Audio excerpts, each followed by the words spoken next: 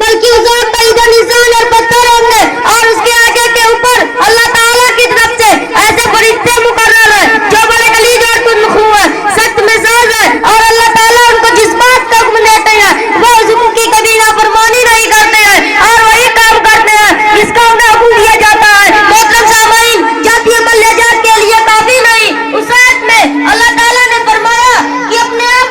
उस आयत में अल्लाह ताला ने फरमाया कि मौत सिर्फ यहाँ से कदम नहीं होती कि बस अपने आप को आग से बचा कर बैठ जाओ और उससे मुतमईन हो जाओ कि बस मेरा काम खत्म हो गया, बल्कि अपने अहल वयाल को भी आग से बचाना जरूरी है। आज ये मंजर बकसरत नजर आता है कि आदमी अपनी जात में बड़ा दीनदार है, नमाजों का एहतिमाम है, सबे अव्वल में हाजिर हो रहा है, रोजे रख रहा है, ज़कात अदा कर रहा है, अल्लाह के रास्ते में माल खर्च कर रहा है, और जितना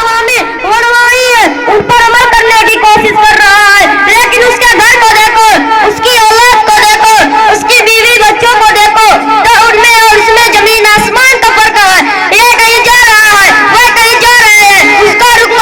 मस्जिद की तरफ है, उनका रुख मगरिब की तरफ है, उनमें ना नमाज की फिक्र है, ना बुराई दीनिया को बचा लाने का एहसास है, बस गुनाहों के सैलाब में बीवी बच्चे बह रहे हैं। ये साहब उस पर मुतमईन है कि मैं सफे अव्वल में हाजिर होता हूँ और आज जमात नमाज अदा करता हूँ। खूब समझ है, जो अपने घर वालों को आग से बचाने की फिक्र ना हो तो खुद इंसान अपनी निजात नहीं हो सकती। इंसान ये कहकर जान नहीं बचा सकता मैं तो खुद अपने अमल का मालिक था, अगर औलाद दूसरी तरफ जा रही है तो मैं क्या करता, इसलिए उनको बचाना भी तुम्हारे प्राइज मसाल था। जब तुमने कोताही की तो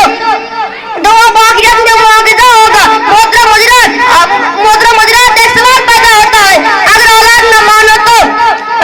कुरान करीम ने उस आयत में अब फरमाया कि अपने आप को और अपने घर वालों को भी आग से बचाओ। हकीकत एक सुबह के जवाब की तरफ इशारा फरमाया जो सुबह आमतौर पर हमारे दिलों में पैदा होते हैं। वह सुबह ये है कि आज जब लोगों से यह कहा जाता है कि अपनी औलाद को दीन की तालीम दो, खुद दीन की बातें सिखाओ, उनको दीन की तरफ लाओ, गुनाहों से बचाने की फिक्र करो। मोहतरम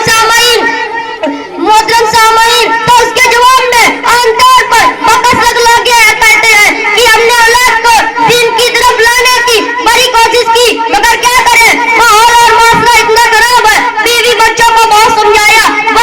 वह मानते नहीं है, और जमाने की खराबी से मुतासिर होकर उन्होंने दोस्तों रास्ता इख्तियार कर लिया और उस रास्ते पर जा रहे हैं और रास्ता बदलने के लिए तैयार नहीं है। मोहतरम हज़रात, अब उनका अमल उनके साथ है, हमारा अमल हमारे साथ है। अब हम क्या करें, और दलील में यह पेश करते हैं कि हज़रत नूह अलैहिस्सलाम का बेटा तो भी आखिर काफिर रहा और हज़रत नूह अलैहिस्सलाम उन्हें तूफान से ना बचा सके। इसी तरह हमने भी बड़ी कोशिश कर ली मगर वह नहीं मानते, तो हम क्या करें।